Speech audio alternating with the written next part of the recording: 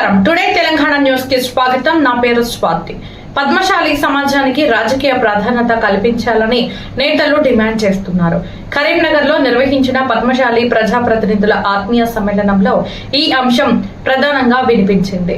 అఖిల భారత పద్మశాలి సంఘం జాతీయ అధ్యక్షుడు కందగట్ల స్వామి, వరంగల్ మేయర్ గుండు సుధారాణి మాట్లాడుతూ పద్మశాలీలు సంఖ్యాబలం ఉన్నప్పటికీ రాజకీయంగా వెనుకబడి ఉన్నారని ఆవేదన వ్యక్తం చేశారు.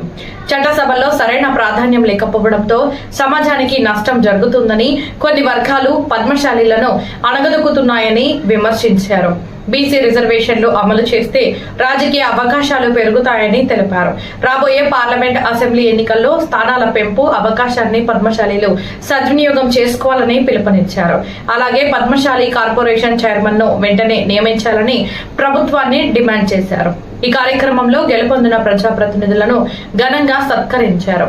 ఇలాంటి మరిన్ని తాజా వార్తల కోసం టుడే తెలంగాణ సోదర సోదరీమణులు మున్సిపల్ కౌన్సిలర్స్గా, మున్సిపల్ చైర్మన్లుగా, సర్పంచులుగా, ఉప సర్పంచులుగా, మరి కార్పొరేటర్స్గా ఎన్నికైన శుభ సందర్భంలో వారిని ఉమ్మడి జిల్లా తరపున కరీంనగర్ కేంద్రంగా మరి ఈరోజు వాళ్ళని ఇక్కడ సన్మానించుకోవడం జరిగింది. మరి ఈ సందర్భం లోపల రాజకీయంగా మా వాళ్ళు పద్మశాలీలు ఎంతో ఉత్సాహంతో సుమారు 60 మంది